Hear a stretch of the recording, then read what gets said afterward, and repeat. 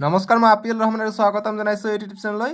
আজি আমি পঢ়িম ক্লাছ 7ৰ ছায়েন্সৰ যিখন তোমালোকৰ কিতাপ আছে বিজ্ঞানৰ আমাৰ বিজ্ঞান বুলি। চ' এইটো প্ৰথম ভাগ হয়, তোমালোকৰ বিজ্ঞানৰ দুটা ভাগ আছে। চ' এইটো নতুন কিতাপ হয়।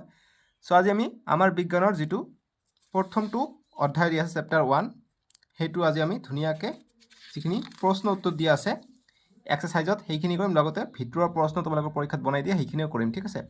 চ' চেপ্টাৰ 1টোৰ নাম হৈছে physical and chemical changes around আছ, ঠিক আছে। ইয়াত QR কোড যিটো দেখা পাইছা R2U8Z4 এইটো ইউটিউবত চাৰ্চ কৰিবা, আহি যাব, বুজি পাইছানে?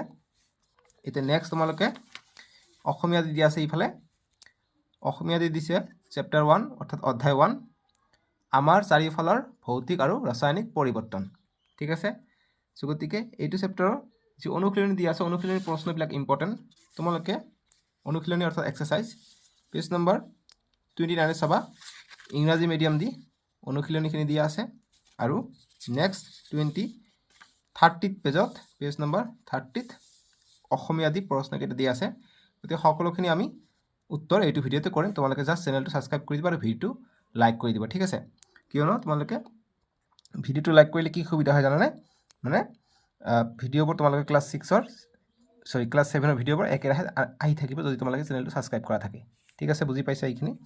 এতিয়া আমাক প্ৰথমত অনুশীলনীত কৈছে, প্ৰথমত অনুশীলনীৰ প্ৰশ্নখিনি চাই লওঁ, তাৰপিছত আমাৰ ভিতৰৰ বস্তু লাগিব, কিয়নো ভিতৰত বহুতো বস্তুৰ কথা উল্লেখ আছে। যেনেকুৱা ইম্পৰ্টেণ্ট এটা বস্তু আছে, তোমালোকে পেজ নম্বৰ 5 আৰু পেজ নম্বৰ 6ত চাবা। ইয়াত আমাক ভৌতিক পৰিৱৰ্তন ৰাসায়নিক পৰিৱৰ্তন কি হয় এইটো আমাক জানিব লাগিব, যিখিনি আমাৰ ইম্পৰ্টেণ্ট।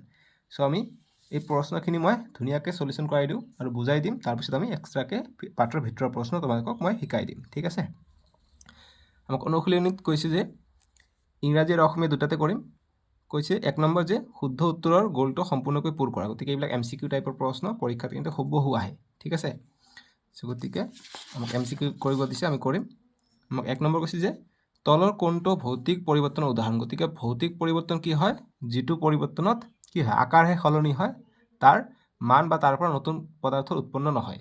আৰু ভৌতিক পৰিৱৰ্তনটো আমি পুনৰাই উভতাই পাব পাৰি, কিন্তু ৰাসায়নিক পৰিৱৰ্তনটো আমি উভতাই পাব নোৱাৰি। ৰাসায়নিক পৰিৱৰ্তনত নতুন পদাৰ্থৰ সৃষ্টি হয়। চ' আমাক কোনটো ভৌতিক পদাৰ্থৰ উদাহৰণ বুলি কৈছে? গতিকে কাঠ জ্বলোৱা কি হয়? জ্বলালে হিট ওলায়, গতিকে এইটো নহ'ব। লোত মামৰ ধৰা এইটোও ৰাসায়নিক পৰিৱৰ্তন। বৰফ গলি যোৱা, গতিকে বৰফটো গলি গ'লে কি এইটো গোটাৰ পৰা জলীয় অৱস্থাত যায়, গতিকে গোটাৰ পৰা জলীয় অৱস্থাত যোৱাৰ কাৰণে এইটো ভৌতিক পৰিৱৰ্তন হ'ব। গতিকে C নম্বৰটো হ'ব উত্তৰটো। বাকী গাখীৰ টেঙা হৈ যোৱা এইটো নহ'ব, ঠিক আছে। গতিকে এনচাৰটো কি হ'ব? C নম্বৰটো বৰফ গলি যোৱা এইটো হ'ব ভৌতিক পৰিৱৰ্তন। গতিকে চিত আমি এনেকৈ গ'ল চিন দিম। তোমালোকে বুজি পাইছানে বস্তুটো? ইংৰাজী মিডিয়াম যিটো কৈছে, ইংৰাজী মিডিয়াম দেখাই দিওঁ যে সেম হ'ব C নম্বৰটো, যে which of the following is an example of A physical change. কি হ'ব? মেল্টিং অফ আইচ, ঠিক আছে। চ' এটা কাম কৰোঁ, মই প্ৰথমত তোমালোকক অসমীয়া দি এনচাৰটো দেখাই দিওঁ, তাৰপিছত মই ইংৰাজী দি তোমালোকক এনচাৰটো দেখাই দিম, ঠিক আছে। তাৰপিছত যিটো 2 নম্বৰ প্ৰশ্ন দিছে, তলৰ কোনটো ৰাসায়নিক পৰিৱৰ্তন। গতিকে কোনটো কেমিকেল চেঞ্জেছ বুলি কৈছে? ৰবৰৰ বেণ্ড টনা, গতিকে ৰবৰৰ বেণ্ড টানি আকৌ পুনৰ আগৰ অৱস্থালৈ ঘূৰি আহে, গতিকে এইটো ভৌতিক পৰিৱৰ্তন হ'ব। পানী উতলোৱা, গতিকে পানী উতলালে আমি এইটো ঠাণ্ডা কৰিলে আকৌ পানীয়ে পাম, চ' এইটোও ভৌতিক পৰিৱৰ্তন। মেগনেছিয়ামৰ ফিটা জ্বলোৱা, গতিকে মেগনেছিয়ামৰ ফিটা এটা জ্বলালে এইটোত তাপ উৎপন্ন হয়, চ' গতিকে এইটো কি ৰাসায়নিক পৰিৱৰ্তন হ'ব। গতিকে বেলেগ পদাৰ্থৰ বা নতুন পদাৰ্থৰ উৎপন্ন হ'লে আমি তাক ৰাসায়নিক পৰিৱৰ্তন বুলি কওঁ, ঠিক আছে। আৰু 2 নম্বৰ কাগজ টুকুৰা টুকুৰ টুকুৰ কৰা, গতিকে এইটো না হয় C নম্বৰটো হ'ব, এইটোৰ এনচাৰ হ'ব C, ঠিক আছে। ইংৰাজী মিডিয়ামত ছেমে হ'ব। তাৰপিছত 3 নম্বৰ দিছে যে তলৰ কোনটো পৰিৱৰ্তন প্ৰত্যাৱৰ্তন কৰিব নোৱাৰি। গতিকে প্ৰত্যাৱৰ্তন মানে পুনৰ ঘূৰাই পাব নোৱাৰি কোনটো বস্তু। পানী গোট মৰা, গতিকে পানী গোট মাৰিলে বৰফ হয় আৰু বৰফটো গলালে আকৌ পানী পাওঁ, গতিকে এইটো প্ৰত্যাৱৰ্তন কৰিব পাৰি। কোনটো নোৱাৰি সেইটো সুধিছে, ঠিক আছে। কোনটো আমি ৰিভাৰ্ছ কৰিব নোৱাৰি, কেন নট বি ৰিভাৰ্ছড। 2 নম্বৰ দিছে যে B নম্বৰ, যে পানী চেনি দ্ৰৱীভূত কৰা, গতিকে এইটো আমি বাষ্পীভূত কৰিলে আমি চেনি আকৌ ঘূৰাই পাওঁ। C নম্বৰ দিছে যে পানী গৰম কৰা, পানী গৰম কৰিলে কি বাষ্প হয়, বাষ্পটো চেঁচা হ'লে আকৌ পানী হয়। কাগজ জ্বলোৱা, গতিকে কাগজ জ্বলালে হিট উৎপন্ন হয়, কাগজটো আমি আকৌ ঘূৰি নাপাওঁ, গতিকে এইটো কি পাব? প্ৰত্যাৱৰ্তন হ'ব। প্ৰত্যাৱৰ্তন কৰিব নোৱাৰি, কিয়নো আমি কাগজটো আকৌ ঘূৰি নাপাওঁ, ঠিক আছে। গতিকে D নম্বৰটো হ'ব উত্তৰটো, কাগজ জ্বলোৱা। গতিকে D তেনেকৈ তোমালোকে গোল চিন দিব লাগিব। এতিয়া নেক্সট 4 নম্বৰ প্ৰশ্ন দিছে যে তলৰ কোনটোৱে লোৰ বস্তুত মামৰে ধৰা প্ৰতিৰোধ বা লেহেম কৰিব পাৰে গতিকে কোনটো উপায়েৰে আমি লোত মামৰ ধৰা যিটো কাৰ্য আছে সেইটো আমি লেহেম বা প্ৰতিৰোধ কৰিব পাৰোঁ আমি লোহাৰ বস্তুত কি কৰোঁ তেল দিওঁ নহ'লে আমি ৰং কৰোঁ প্ৰলেপ দিওঁ যাতে মামৰ নধৰে গতিকে কি হ'ব এই দিছে সেমেকা ঠাইত সংৰক্ষণ কৰা গতিকে সেমেকা ঠাইত নহ'ব বি হ'ব এনচাৰটো পৃষ্ঠখনত ৰং বা তেল সনা পৃষ্ঠখনত ৰং বা তেল দিলে আমাৰ যিটো মামৰ ধৰা প্ৰক্ৰিয়া লোত সেইটো প্ৰতিৰোধ হ'ব বা লেহেম হ'ব লাহে লাহে হ'ব ঠিক আছে গতিকে বিত আমি এনেকৈ গ'ল দিম বাকী সঘনাই পানীৰে ধোৱা বৰষুণৰ সংস্পৰ্শলৈ অনা চি ডি নহয় বি হ'ব এনচাৰটো ঠিক আছে এতিয়া আমাক 2 নম্বৰৰ প্ৰশ্ন দিছে তলৰ কোনটো উক্তি ৰাসায়নিক পৰিৱৰ্তনৰ এক বৈশিষ্ট্য গতিকে কোনটো উক্তি ৰাসায়নিক পৰিৱৰ্তনৰ এক বৈশিষ্ট্য নতুন পদাৰ্থ সৃষ্টি গতিকে নতুন পদাৰ্থ সৃষ্টি হ'লে তাক আমি ৰাসায়নিক পৰিৱৰ্তন বুলি কওঁ কোনো নতুন পদাৰ্থ উৎপন্ন নহয় গতিকে এইটো নহয় সাধাৰণতে ই অপ্ৰত্যাৱৰ্তী গতিকে আমি জানো ৰাসায়নিক পৰিৱৰ্তনত কি হয় এইটো আৰু ঘূৰি নাপাওঁ কি বুলি কয় অপ্ৰত্যাৱৰ্তী বুলি কয় গতিকে ই সাধাৰণতে অপ্ৰত্যাৱৰ্তী গতিকে 3 নম্বৰটো হ'ব বৈশিষ্ট্য আৰু চাই দিছে যে কেৱল পদাৰ্থৰ অৱস্থাই সলনি হয় গতিকে পদাৰ্থৰ অৱস্থাই সলনি হয় এইটো অকল কি হয় ভৌতিক ধৰ্মত যিটো আমি কি বুলি কওঁ প্ৰত্যাৱৰ্তী বুলি কওঁ এইটো হৈছে অপ্ৰত্যাৱৰ্তী হৈছে ৰাসায়নিক ধৰ্মটো ঠিক আছে গতিকে এইটো নহ'ব গতিকে 1 আৰু 3 নম্বৰটো হ'ব শুদ্ধ গতিকে 1 আৰু 3 অপশ্যন এ হ'ব আমাৰ এনচাৰটো তোমালোকে বুজি পাইছানে এতিয়া 3 নম্বৰটো দিছে আমাক 3 নম্বৰ প্ৰশ্ন যে তলৰ কোনটো পৰিৱৰ্তন প্ৰত্যাৱৰ্তন কৰিব পাৰি আৰু কোনটো প্ৰত্যাৱৰ্তন কৰিব নোৱাৰি প্ৰত্যাৱৰ্তন মানে যিটো পদাৰ্থ আমি ঘূৰি পাব পাৰোঁ আৰু প্ৰত্যাৱৰ্তন কৰিব নোৱাৰি মানে যিটো পদাৰ্থ আমি ঘূৰি পাব নোৱাৰি ঠিক আছে ইংৰাজীত হ'লে তোমালোকে ভালকৈ বুজি পাবা ইয়াত কৈছে যে which of the following changes can be reversed মানে আকৌ পাব পাৰি পুনৰাৱৰ্তন আৰু কৈছে and which can not be reversed ঠিক আছে can not be reversed which can not be মানে কোনটো ৰিভাৰ্ছ কৰিব নোৱাৰি তাৰমানে গতিকে আমাক প্ৰথমত দিছে মই দুটা যদি দেখা যায় ইয়াত মই কৰি লওঁ দুটা দেখা যোৱাকৈ চাবা কৈছে যে বৰফৰ টুকুৰা গলি যোৱা গতিকে মেল্টিং অফ আইচ কিউবছ গতিকে বৰফৰ টুকুৰা যদি গলি যায় সেইটোক আকৌ আমি ঠাণ্ডা কৰিলে ফ্ৰিজিং কৰিলে আমি এটা আকৌ আমি বৰফৰ আকৃতি পাওঁ গতিকে এইটো হ'ব প্ৰত্যাৱৰ্তন কৰিব পাৰি ঠিক আছে গতিকে এইটো হ'ব প্ৰত্যাৱৰ্তনৰ কাৰণে মই এ লিখোঁ আৰু প্ৰত্যাৱৰ্তন কৰিব নোৱাৰি কাৰণে মই কটা চিহ্ন ব্যৱহাৰ কৰিম ঠিক আছে তোমালোকে বহিত লিখিবা সো বহিত এনসাৰত লিখিবা 3 এ বৰফৰ টুকুৰা গলি যোৱা উত্তৰটো লিখিবা যে প্ৰত্যাৱৰ্তন কৰিব পাৰি উত্তৰ কৰিবা প্ৰত্যাৱৰ্তন কৰিব পাৰি এইটো ঠিক আছে তাৰপিছত কাগজ জ্বলালে এইটো আৰু কাগজটো আমি ঘূৰাই নাপাওঁ গতিকে এইটো প্ৰত্যাৱৰ্তন কৰিব নোৱাৰি গতিকে এইটো হ'ব ইমানখিনি প্ৰত্যাৱৰ্তন কৰিব নোৱাৰি গতিকে এইটো আমি ক্ৰছ দিওঁ এইটো ৰাইট চিন দিওঁ এইটো ক্ৰছ চিন দিওঁ মই পাৰি নোৱাৰি ঠিক আছে বেলুন ফুলোৱা গতিকে বেলুন যদি আমি ফুলাওঁ ইনফ্লেটিং এ বেলুন গতিকে বেলুন যদি আমি ফুলাই দিওঁ কি হ'ব আকৌ বতাহটো আমি ওলাই দিলে আকৌ আগৰ অৱস্থালৈ ঘূৰি আহিব গতিকে বেলুন ফুলোৱাটো কি হ'ব প্ৰত্যাৱৰ্তন কৰিব পাৰি গতিকে এইটোও পাৰি খাদ্য হজম হোৱা গতিকে খাদ্য এবাৰ হজম হ'লে আমি ভাত খাওঁ চব্জি খাওঁ সেইটো খাদ্য হজম হ'লে কি হ'ব পায়খানা হৈ যাব আকৌ সেইটো আমি ভাতলৈ ৰূপান্তৰিত কৰিব নোৱাৰি গতিকে এইটো প্ৰত্যাৱৰ্তন কৰিব নোৱাৰি আৰু গতিকে প্ৰত্যাৱৰ্তন কৰিব নোৱাৰি গতিকে ইমানখিনি হ'ব ঠিক আছে গতিকে ক্ৰছ মানে ইমানখিনি লিখিবা আৰু ৰাইট মানে ইমানখিনি লিখিবা প্ৰত্যাৱৰ্তন কৰিব পাৰি সো এইটো কাটা হ'ব ঠিক আছে সৰি এইটো ৰাইট হ'ব ডি নম্বৰটো কাটা হ'ব ডাইজেশ্যন অফ ফুড তাৰপিছত ই নম্বৰটো দিছে যে ভিজা কাপোৰৰ পৰা পানী বাষ্পীভৱন হোৱা গতিকে ভিজা কাপোৰৰ পৰা পানী যেতিয়া বাষ্পীভৱন হয় আকৌ সেইটো বৰষুণ আকাৰে পানী আকাৰে পৰে গতিকে পানীৰ পৰা আকৌ পানী আমি পাওঁ গতিকে এইটো প্ৰত্যাৱৰ্তন কৰিব পাৰি গতিকে এইটো ৰাইট চিন হ'ব evaporation of water from wet cloth এইটো হ'ব ঠিক আছে নেক্সট এফ নম্বৰ লোহাত মামৰে ধৰা গতিকে লোহাত মামৰে ধৰাটো কি হয় ৰাসায়নিক পৰিৱৰ্তন হয় আৰু ৰাসায়নিক পৰিৱৰ্তনটো প্ৰত্যাৱৰ্তন কৰিব নোৱাৰি এবাৰ মামৰ ধৰিলে লোহাটো নষ্ট হৈ যায় সো এইটো আমি প্ৰত্যাৱৰ্তন কৰিব নোৱাৰি উত্তৰ কৰিবা এনেকৈ যে প্ৰত্যাৱৰ্তন কৰিব নোৱাৰি ঠিক আছে বহিত লিখিবা কটা নিদি তোমালোকে এইটো লিখিবা প্ৰত্যাৱৰ্তন কৰিব নোৱাৰি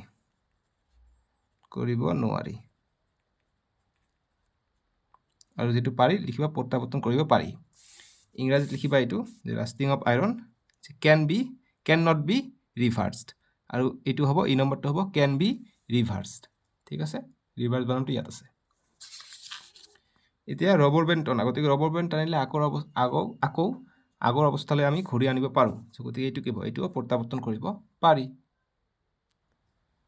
তাৰপিছত দিছে যে কেক বেকিং কৰা মানে stretching of a rubber band এইটো হ'ল এইটো ইৰিভাৰ্চেবল হ'ল, এইটো কেন নট বি ৰিভাৰ্চেবল। এতিয়া কৈছে বেকিং এ কেক, গতিকে কেক এটা বেকিং কৰা, গতিকে কেক এটা বেকিং কৰিলে আমি এইটো আকৌ আগৰ অৱস্থালৈ আমি ঘূৰাই আনিব পাৰোঁ নে নোৱাৰোঁ? গতিকে কেক যেতিয়া এটা বেকিং কৰা হয়, গতিকে এইটো আমি আকৌ আগৰ অৱস্থালৈ কৰিব নোৱাৰোঁ। ঠিক আছে, গতিকে এইটো আমি প্ৰত্যাৱৰ্তন কৰিব নোৱাৰি, অৰ্থাৎ কটা লিখিম। এইটো প্ৰত্যাৱৰ্তন অৰ্থাৎ কেন নট বি ৰিভাৰ্ছড। ইংৰাজীত হ'ব কেন নট বি ৰিভাৰ্ছড, REVERSED, ৰিভাৰ্ছড, REVERSED, ৰিভাৰ্ছড।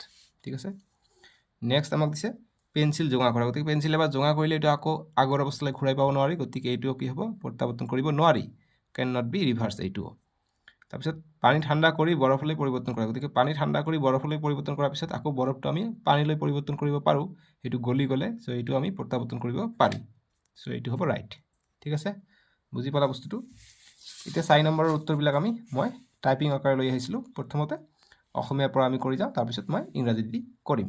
ঠিক আছে, 4 নম্বৰৰ পৰা 11 নম্বৰলৈকে মই প্ৰথমত অসমীয়া দি কৰাই দিওঁ, তাৰপিছত যেতিয়া অসমীয়া মিডিয়াম দি 11 নম্বৰলৈকে হৈ যাব, তেতিয়া মই ইংলিছ মিডিয়ামৰ 4 নম্বৰৰ পৰা ষ্টাৰ্ট কৰিম। ঠিক আছে, গতিকে ইংলিছ মিডিয়ামৰ 4 নম্বৰৰ পৰা য'ত ষ্টাৰ্ট হ'ব ভিডিঅ'টো, সিমান মিনিট মই স্ক্ৰীণত দি দিছোঁ, তাতে ক্লিক কৰি চাব পাৰিবা যদি তোমালোকক 4ৰ পৰা 11লৈ ইংৰাজী মিডিয়ামত লাগে।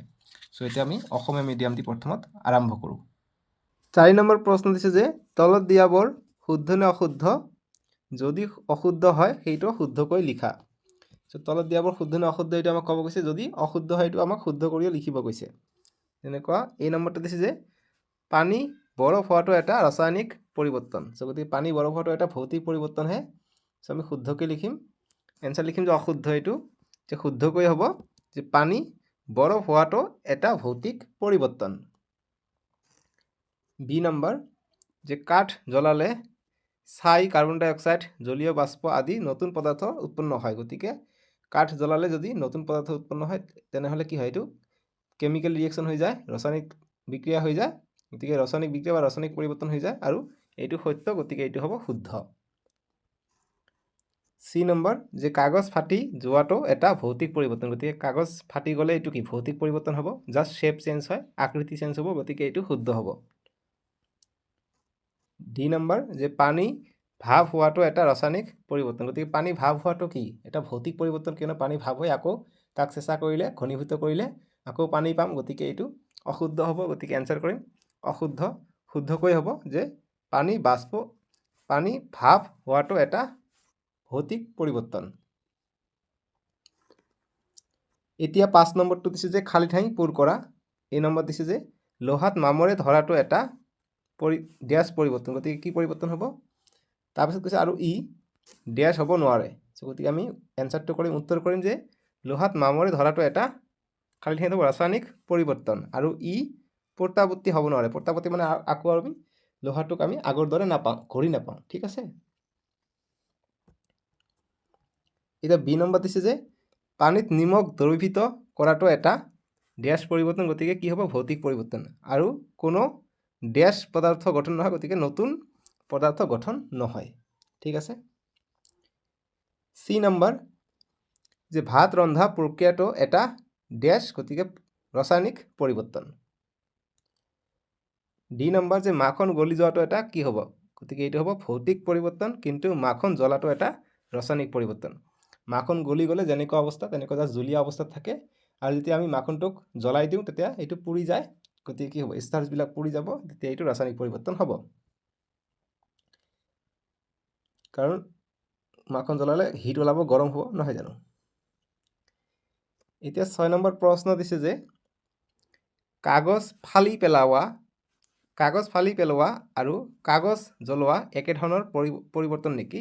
কাৰণ দৰ্শোৱা। গতিকে কাগজ এটা ফালি পেলোৱা আৰু কাগজ এটা জ্বলাই দিলে একেধৰণৰ পৰিৱৰ্তন নহয়, কিয়নো কাগজ এটা ফালি দিলে জাষ্ট ফালিহে দিলোঁ, এইটো আকৃতি চেঞ্জ হ'লে, কিন্তু এইটো আমি আকৌ আঠা লগাই পুনৰ অৱস্থালৈ আনিব পাৰোঁ, কিন্তু কাগজ এটা জ্বলাই দিলে এইটো কি? ছাই হৈ যাব, গতিকে একেধৰণৰ নহয়, বেলেগ বেলেগ পৰিৱৰ্তন। চ' আমি এনচাৰ কৰিম যে কাগজ ফালি পেলোৱা আৰু কাগজ জ্বলোৱা একেধৰণৰ পৰিৱৰ্তন নহয়, কাৰণ কাগজ ফালি পেলোৱাটো হ'ল ভৌতিক পৰিৱৰ্তন আৰু কাগজ জ্বলোৱাটো ৰাসায়নিক পৰিৱৰ্তন। ঠিক আছে, এতিয়া 7 নম্বৰ প্ৰশ্ন, যে মামৰে ধৰা লোহাক পুনৰ লোহালৈ পৰিৱৰ্তন কৰিব পাৰিনে? মামৰে ধৰাটো এটা প্ৰত্যাৱৰ্তী পৰিৱৰ্তন নে অপ্ৰত্যাৱৰ্তী পৰিৱৰ্তন ব্যাখ্যা কৰা। চ' আমি আকৌ মামৰে ধৰা লোহাক আমি পুনৰ লোহালৈ পৰিৱৰ্তন কৰিব নোৱাৰোঁ। ঠিক আছে, গতিকে আমি এনচাৰ কৰিম যে মামৰে ধৰা লোহাক পুনৰ লোহালৈ পৰিৱৰ্তন কৰিব নোৱাৰি।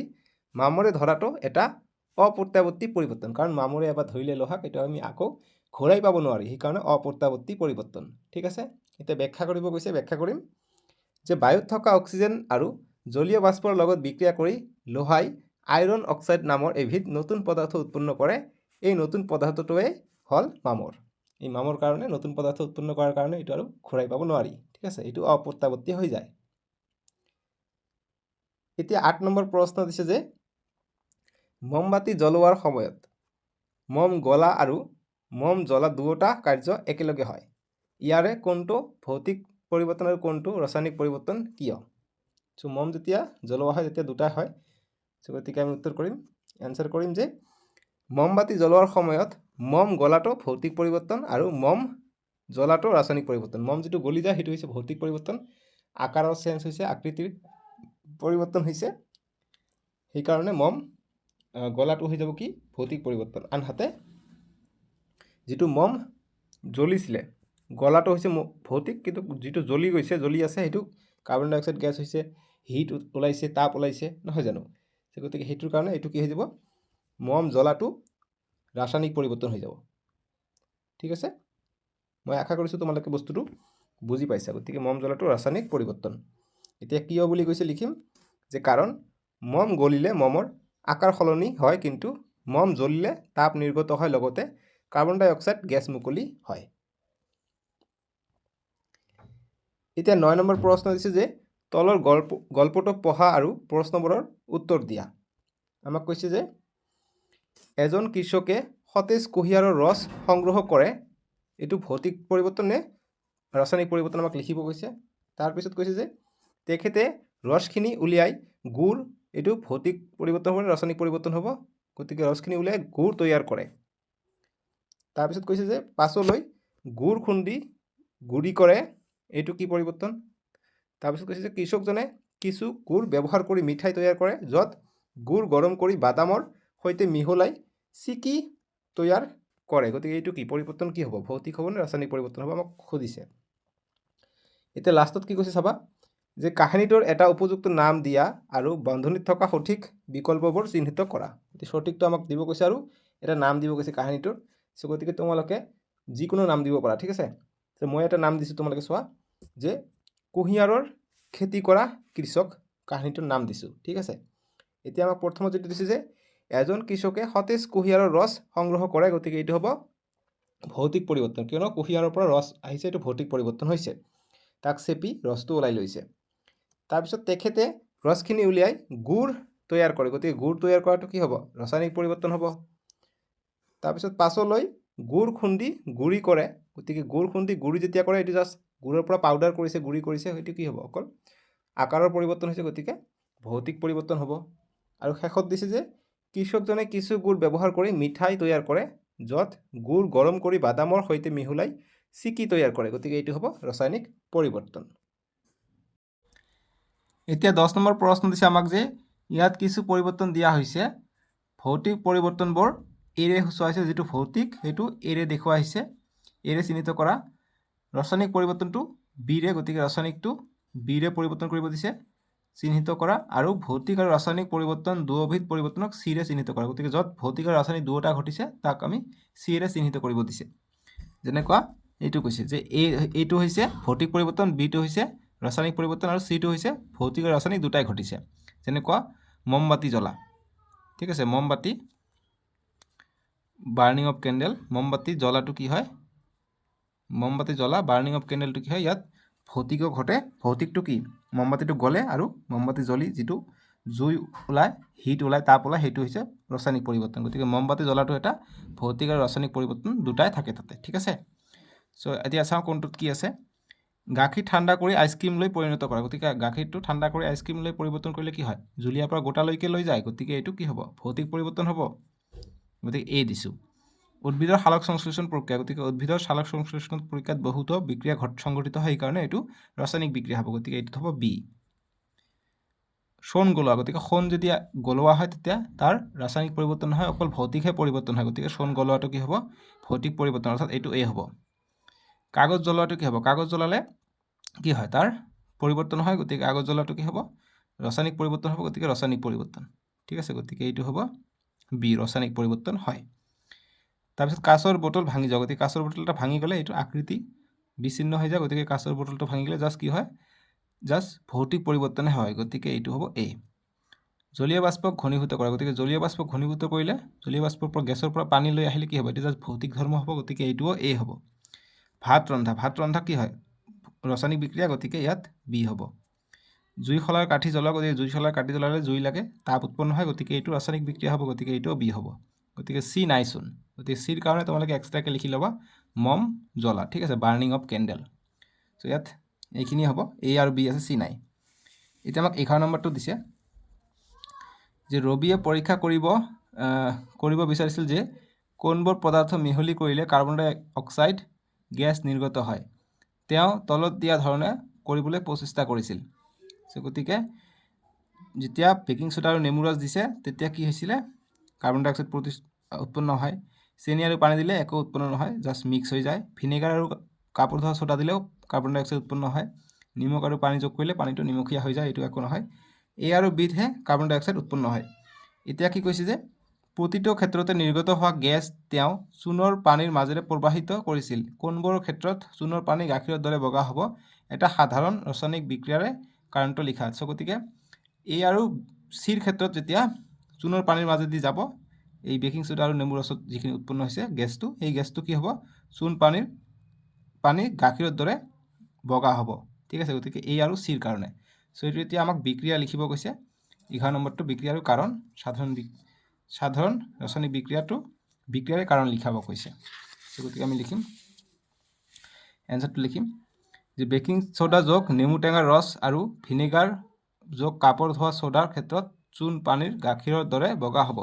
ঠিক আছে, গতিকে এইটো হৈছে এ নম্বৰ আৰু এইটো হৈছে চি নম্বৰ। এতিয়া ৰাসায়নিক সাধাৰণ বিক্ৰিয়াটো লিখিম যে বেকিং সোডা যোগ নেমু টেঙাৰ ৰস মিলি পেলাই কি হ'ব? কাৰ্বন ডাই অক্সাইড আৰু অন্যান্য পদাৰ্থ উৎপন্ন হ'ব। ঠিক একেদৰে ভিনেগাৰ আৰু কাপোৰ ধোৱা সোডা আমি লগাই দিলে কাৰ্বন ডাই অক্সাইড যোগ পানী যোগ অন্যান্য পদাৰ্থ আমি পাম। ঠিক আছে, মুঠতে কাৰ্বন ডাই অক্সাইড আমি পামেই। চ' এইখিনি আছিলে আৰু নাই অনুশীলনীটোত প্ৰশ্ন 11টালৈকে আছিলে, ইমানখিনি এনচাৰ কৰিবা। চ' ইয়াত তোমালোকে পাই যাবা এইটোৰ এনচাৰ, পেজ নম্বৰ 10ত অসমীয়া মিডিয়াম দি দিয়া আছে। তোমালোকে চাবা যে কি আছে। যেতিয়া এটা পৰীক্ষানলী লৈ তাত এচামুচ ভিনেগাৰ বা নেমু ৰস যদি দিওঁ একে ধৰণৰ হ'ব। গতিকে ভিনেগাৰত অলপমান বেকিং সোডা যদি মিহলাই দিওঁ কি হ'ব? বুৰবুৰণি ওলাই আহে আৰু এই গেছ সংগ্ৰহ কৰি যিটো গেছ ওলাব এইটো কাৰ্বন ডাই অক্সাইড হয়। আৰু এই গেছখিনি আমি যেতিয়া চূণ পানীত থকা আন এটা পৰীক্ষানলীৰ মাজেৰে ইয়াক প্ৰবাহিত কৰোঁ কি হ'ব? চূণ পানী গাখীৰৰ দৰে বগা হৈ পৰিল। ইয়াৰ পৰা বুজা যায় যে উৎপন্ন হোৱা গেছবিধ কাৰ্বন ডাই অক্সাইড। ঠিক আছে, গতিকে আৰু এয়া হৈছে ৰাসায়নিক বিক্ৰিয়াটো। গতিকে পাঠৰ ভিতৰৰখিনি আমাক পঢ়িব লাগিব, এইখিনি আমাৰ ইম্পৰ্টেণ্ট। এইখিনি হৈছে ইংৰাজী মিডিয়াম দি। চ' তোমালোকে অকল অনুশীলনীৰ বস্তুখিনি পঢ়ি ৰৈ নাথাকিবা, তোমালোকে আৰু পাঠৰ যিবিলাক এক্সট্ৰা বস্তু থাকে সেইখিনি পঢ়িবা। যেনেকৈ পাঠ 8ত তোমালোকে চাবা, পৃষ্ঠা নম্বৰ 8ত ৰাসায়নিক পৰিৱৰ্তন কাক বোলে সেইটো দিয়া আছে। ইয়াত লিখিবা যে যিবোৰ পৰিৱৰ্তনত এবিধ বা ততোধিক নতুন পদাৰ্থ উৎপন্ন হয় সেইবোৰক ৰাসায়নিক পৰিৱৰ্তন বোলে। তেনেকুৱা ভৌতিক পৰিৱৰ্তনত কি হয়? একো পদাৰ্থ উৎপন্ন নহয়, জাষ্ট কি হয়? পদাৰ্থৰ আকাৰৰ পৰিৱৰ্তনহে হয়। ঠিক আছে, গতিকে পাৰ্থক্য আহে কেতিয়াবা। ৰাসায়নিক পৰিৱৰ্তনটো কি হয়? অপৰিৱৰ্তিত হয়, মানে ইয়াক ঘূৰাই পাব নোৱাৰি, কিন্তু ভৌতিক পৰিৱৰ্তনটো ঘূৰাই পাব পাৰি। ঠিক আছে, চ' পাৰ্থক্য আহিলে তোমালোকে লিখিব পাৰিবা বুলি মোৰ আশা থাকিল। এইটো হৈছে কেমিকেল চেঞ্জেছ। এতিয়া তোমালোকে এইখিনি মুঠতে বস্তুখিনি পঢ়িবা। ঠিক আছে, তেতিয়াহে তোমালোকে বুজি পাবা পাঠটোৰ ভিতৰত কি কি আছে। চ' গতিকে পাঠটোৰ অনুশীলনীৰ আগত এটা সাৰাংশ আছে, সেইটো তোমালোকক মই দেখাই দিওঁ। তোমালোকে পেজ নম্বৰ 28 আৰু 27, 28 চাবা যে আমাক দি আছে তোমালোকে কি শিকিলা। গতিকে প্ৰতিটো পাঠৰে অনুশীলনীৰ আগত আমাক এইখিনি কথা দিয়া থাকিব, হোৱাট ইউ হেভ লাৰ্ণ। চ' এইখিনি কথা ইম্পৰ্টেণ্ট। যেনেকুৱা ইয়াত তোমালোকে চাবা 1 নম্বৰ কৈছে যে যিবোৰ পৰিৱৰ্তনত কোনো পদাৰ্থৰ আকৃতি বা আকাৰ বা অৱস্থা সলনি হয় কিন্তু কোনো নতুন পদাৰ্থৰ সৃষ্টি নহয় সেই পৰিৱৰ্তনকে ভৌতিক পৰিৱৰ্তন বোলে। ঠিক আছে, গতিকে ইয়াত যিখিনি পইণ্ট দিয়া আছে সববিলাক পইণ্টেই ইম্পৰ্টেণ্ট। ইয়াৰ পৰা তোমালোকৰ পৰীক্ষাত প্ৰশ্ন ডাইৰেক্ট উঠাই দিয়ে কিন্তু ইয়াত এটা লাষ্ট পইণ্টটো চোৱা যে বৈ যোৱা পানী বা বতাহৰ বাবে হোৱা খহনীয়া হ'ল ভৌতিক পৰিৱৰ্তন গতিকে খহনীয়াটো কি হয় ভৌতিক পৰিৱৰ্তন হয় আহিব পাৰে কিন্তু পৰীক্ষাত ঠিক আছে গতিকে পইণ্টকেইটা চবে ইম্পৰ্টেণ্ট গতিকে যিটো ইৰোশ্যন আছে ইৰোশ্যনটো কি হয় ফিজিকেল চেঞ্জ হয় মনত ৰাখিবা এতিয়া আমি 4 নম্বৰৰ পৰা ইংৰাজী মিডিয়াম দি সলিউশ্যন কৰিম আমাক কৈছে যে state whether the following are true or false correct the false one গতিকে শুদ্ধ অশুদ্ধ কৈছে আমাক এই নম্বৰটো দিছে যে freezing of water is a chemical change গতিকে ফ্ৰিজিং অফ ৱাটাৰ কি হ'ব ফিজিকেল চেঞ্জ হ'ব গতিকে আমি লিখিম ফলছ কাৰেক্ট উইল বি মানে কাৰেক্ট হ'ব freezing of water is a physical change ঠিক আছে কেমিকেল নহয় কেমিকেল চেঞ্জ নহয় ফিজিকেল চেঞ্জ হ'ব ঠিক আছে বি নম্বৰটো দিছে আমাক যে burning of wood produce new substances like as carbon dioxide and water vapour গতিকে কি হ'ব এইটো ট্ৰু হ'ব গতিকে লিখিম গতিকে এনচাৰটো লিখিম এইটোৰ এনচাৰ এইখিনি নিলিখিবা এইটো মই ভুলতে দিছোঁ ডাইৰেক্ট বিৰ এনচাৰটো লিখিবা ট্ৰু ঠিক আছে বিৰ এনচাৰটো তোমালোকে ডাইৰেক্ট লিখিবা ট্ৰু মানে এইটো সঁচা চি নম্বৰ যে tearing of paper is a physical change গতিকে আমি যদি পেপাৰ কাগজ এখন চিৰি দিওঁ কাটি দিওঁ তেনেহ'লে এইটো কি হ'ব ফিজিকেল চেঞ্জ হ'ব ভৌতিক ধৰ্ম হ'ব ভৌতিক পৰিৱৰ্তন হ'ব গতিকে এইটো সঁচা হ'ব ট্ৰু হ'ব ডি নম্বৰ যে boiling water to form steam is a chemical change গতিকে এইটো ফলছ হ'ব কিয়নো বইলিং কৰিলে এইটো ফিজিকেল চেঞ্জ হয় আমি লিখিম যে correct will be boiling water to form steam is a physical change এতিয়া 5 নম্বৰ কৈছে যে ফিল ইন দ্য ব্লাংকছ এই নম্বৰ দিছে যে rusting of iron is a কি হ'ব গতিকে chemical change and can not be reversible direct answer দি দিছোঁ মই বি নম্বৰ resolving salt in water is a কি হ'ব physical change because no new substance is formed গতিকে নতুন পদাৰ্থ উৎপন্ন নহয় সি নম্বৰ the process of cooking rice is a কি হ'ব কেমিকেল চেঞ্জ হ'ব ঠিক আছে কাৰণ আমি ৰাইচটো এবাৰ ভাত বনালে আমি আকৌ চাউল ঘূৰি পাব নোৱাৰি সেইকাৰণে chemical melting of butter is a দুইবাৰ হৈ আছে এবাৰ এইটো কাটি দিওঁ যে ইজ এ ফিজিকেল গতিকে খালি হ'ব physical change but burning butter is a chemical change ঠিক আছে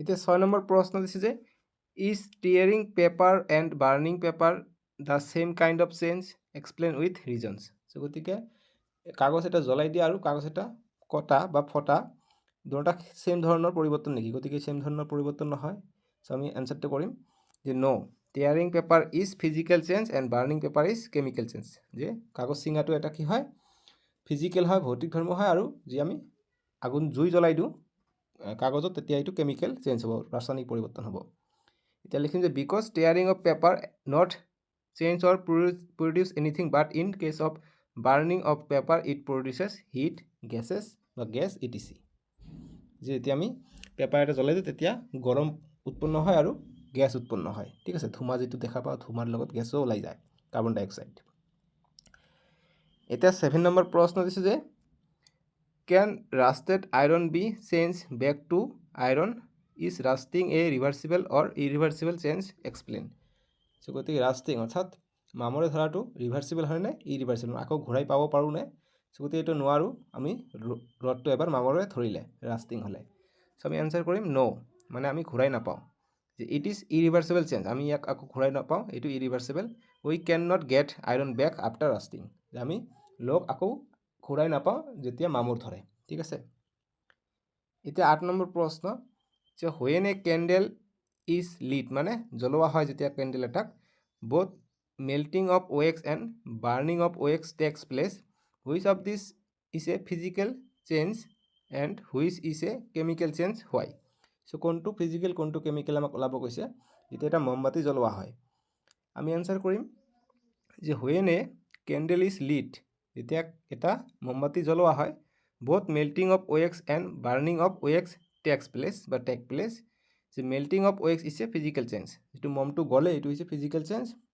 and burning of wax is chemical change burning of wax is a chemical change এইটো ৰাসায়নিক পৰিৱৰ্তন হয় যিটো মমবাতি জ্বলে এতিয়া লিখিম যে because in case of wax melting it just change it shape but in case of burning it produces heat and carbon dye gas গেছ যে কি হয় মমটো গলিলে জাষ্ট ইয়াৰ শেপটো আকৃতিটো সলনি হয় কিন্তু যেতিয়া মমটো জ্বলে তেতিয়া হিট প্ৰডিউচ হয় তাপ প্ৰডিউচ হয় আৰু কাৰ্বন ডাই অক্সাইড গেছ উৎপন্ন হয় বুজি পাইছানে 9 নম্বৰ প্ৰশ্নটো দিছে যে read the following short story and answer the questions.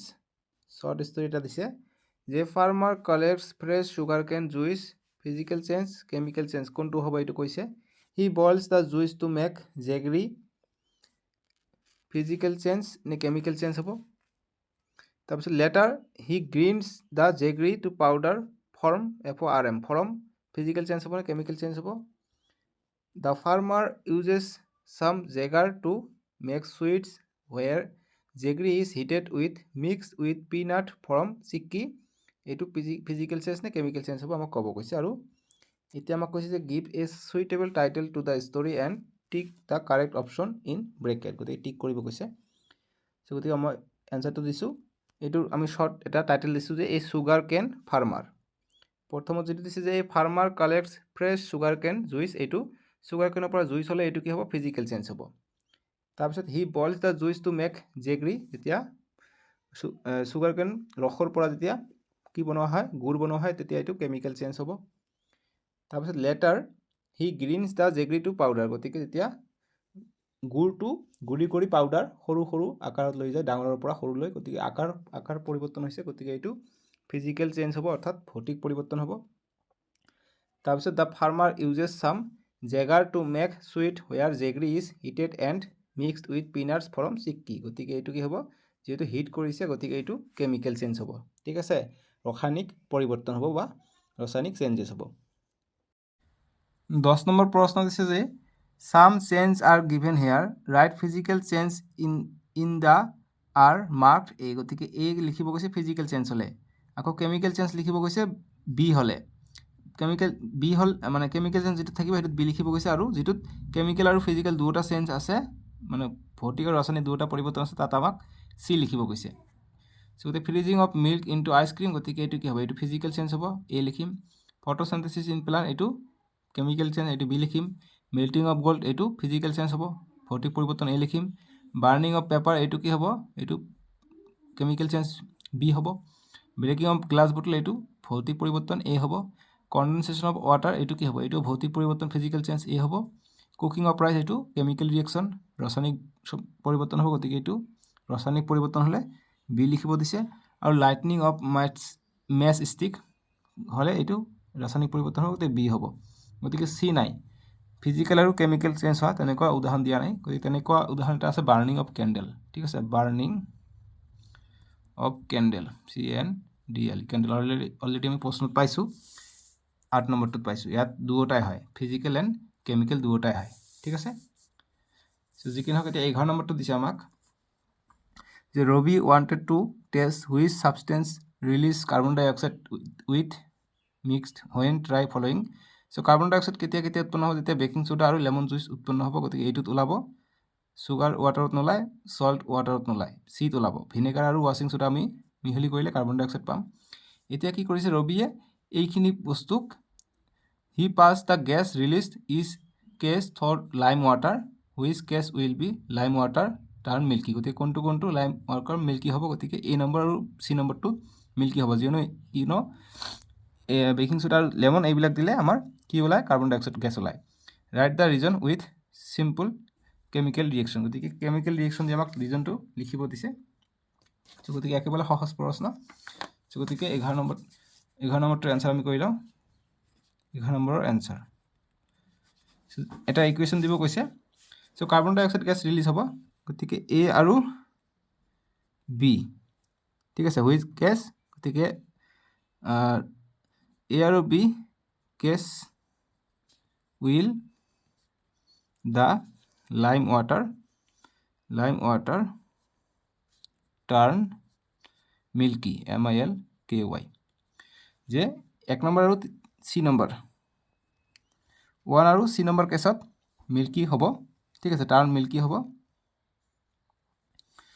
আৰু কেমিকেল ৰিয়েকশ্যন এটা দিব কৈছে, গতিকে আমি এটা দিব পাৰোঁ যে বেকিং চ'ডাটো দি দিওঁ BACKING, বেকিং চ'ডা যোগ lemon juice LEMON, lemon GUIC, lemon juice যেতিয়া বিক্ৰিয়া কৰে কি পাওঁ, এইফালে ঠাই নাথাকাৰ কাৰণে মই ইয়াত লিখিছোঁ, তোমালোকৰ ঠাই থাকিলে এইফালে লিখিবা। ইয়াত কি উৎপন্ন হয়, ইয়াত কাৰ্বন ডাই অক্সাইড গেছ উৎপন্ন হয়। ঠিক আছে, কাৰ্বন ডাই অক্সাইড BON কাৰ্বন ডাই অক্সাইড OXID অক্সাইড গ্যাস কাৰ্বন ডাই অক্সাইড গ্যাস OXID অক্সাইড গ্যাস আৰু অন্যান্য পদাৰ্থ ETC আৰু বেলেগ পদাৰ্থ উৎপন্ন হয় গতিকে এইটো আমি সাধাৰণ এটা ৰিয়েকশ্যন দি দিলোঁ যেটো আমাক কৈছে সিম্পল কেমিকেল ৰিয়েকশ্যন গতিকে সিম্পল কেমিকেল ৰিয়েকশ্যন আমি দি দিলোঁ ঠিক আছে মানে কাৰ্বন ডাই অক্সাইড উৎপন্ন হয় সো এইখিনি আছিলে আমি নেক্সট ভিডিঅ' তোমালোকৰ নেক্সট চেপ্টাৰটো কৰিম ডেছক্ৰিপশ্যন দি আছে নহ'লে স্ক্ৰীনত দিব তাতে ক্লিক কৰি চাব পাৰিবা আজিলৈকে আহোঁ বাই টেক কেয়াৰ